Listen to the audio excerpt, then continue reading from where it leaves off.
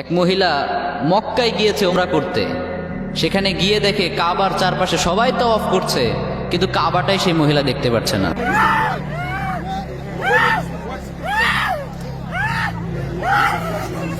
নাউজুবিল্লাহ পড়বেন না? কাবা চারপাশে সবাই তাওয়াফ করছে, কিন্তু সেই মহিলা কাবাই দেখতে পাচ্ছে না। She isn't blind but she can't see the কাবা। মহিলাটা কিন্তু অন্ধ না, মহিলাটা সব দেখতে পাচ্ছে, বাট কাবা শরীফটাই দেখতে পাচ্ছে না। তো এই ঘটনাটা আমি যখন দেখলাম, তখন এর অ্যাকচুয়াল রিজনটা আসলে কি এটা ফাইন্ড আউট করার জন্য আমি একটু রিসার্চ করলাম। তো রিসার্চ করতে গিয়ে তেমন কোনো অথেন্টিক সোর্স থেকে আমি এর কোনো অ্যাকচুয়াল রিজন খুঁজে পাইনি। বাট আই গেস এই মহিলাটা হয়তো তার লাইফে এমন কোনো অন্যায় করেছে যে অন্যের শাস্তিস্বরূপ আল্লাহ তাআলা তাকে এত বড় অপমান করেছেন।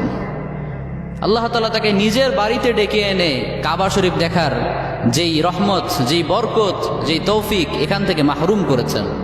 নিজের বাড়িতে ডেকে অপমান করা এটা কিন্তু চারটিখানি ব্যাপার না মিয়া।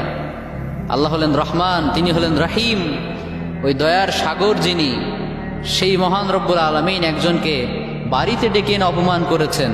এটা কি সহজ কোনো ব্যাপার? ছোটোখাটো কোনো ব্যাপার নয়।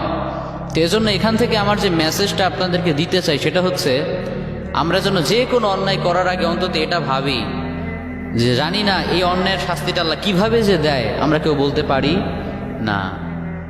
পাপ করার আগে যেন ভাবি আমি কার পাপ করছি, কার অবাধ্যতা করছি, এই পাপের শাস্তি তিনি কিভাবেই যে দিবেন আমরা কেউ জানি না।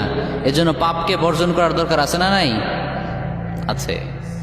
আর লোক মুখে আরেকটা কারণ আমি দেখলাম বেশ কিছু সোর্সে, সেটা হচ্ছে যে এই মহিলাটা যখন কাবা শরীফ না দেখতে পেয়ে মাটিতে হামাগুড়ি খাচ্ছিল, চিৎকার চেঁচামেচি করছিল, তখন সেখানকার লোকাল কিছু স্কলার্স রয়েছেন, তারা তাকে জিজ্ঞাসা করলো যে আসলে তুমি কি তোমার লাইফে এমন কোনো অন্যায় করেছো যার কারণে আল্লাহ তাআলা তোমাকে শাস্তিটা দিতে পারেন?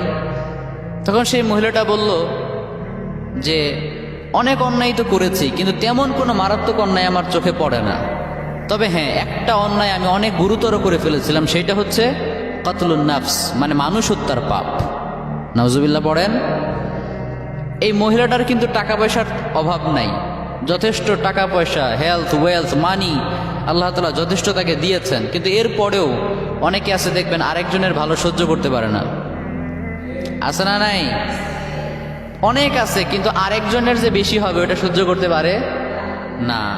তো এই মহিলাটাকে আল্লাহ তাআলা যথেষ্ট পরিমাণে সম্পদ দিয়েছেন, কিন্তু সে তার এক প্রতিবেশী মৃত্যুর পর সেই মৃত ব্যক্তিটার মুখের মধ্যে একটা তাবিজ ভরে দিয়েছিল।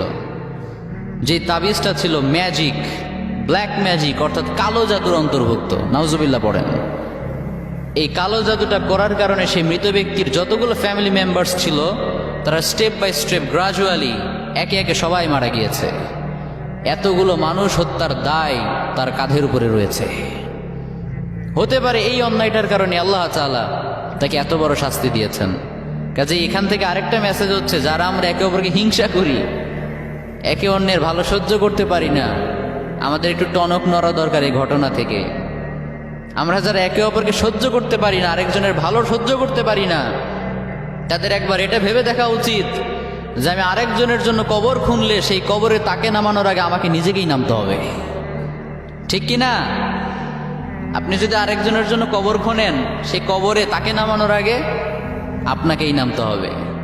আরেকজনকে যদি আপনি পানির মধ্যে ডুবিয়ে মারতে চান, সেই পানিতে ডুবিয়ে মারার আগে আপনাকে নিজেকেই আগে হাঁটু পানিতে নামতে হবে।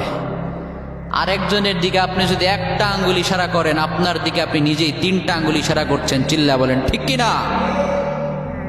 যেন বি কেয়ারফুল, সাবধান থাকতে হবে। আজকে থেকে হিংসা বিদ্বেষকে আমরা নো বলে দিলাম। কি বলে দিলাম? আরো জোরে বলেন। নো বলে দিলাম। আজকে থেকে হিংসা বিদ্বেষ আমরা করব না। আর রিদা বিল কাদা, আল্লাহর সন্তুষ্টিতে, আল্লাহ ফয়সালাতে সন্তুষ্ট থাকা, এটা ঈমানের অংশ। It's a part of our ঈমান, আওয়ার ফেথ। এটা আমাদের বিশ্বাসের অন্তর্ভুক্ত। কাজে আল্লাহ যাকে যতটুকু দিয়েছেন, কারো প্রতি কোনো হিংসা নাই, কোনো বিদ্বেষ নাই, কোনো ভেতরে জেলাসি নাই। আল্লাহ আমাকে যতটুকু দিয়েছেন সেইটা নেই, আলহামদুলিল্লাহ। এজন্য আজকে থেকে হিংসা বিদ্বেষ করা যাবে?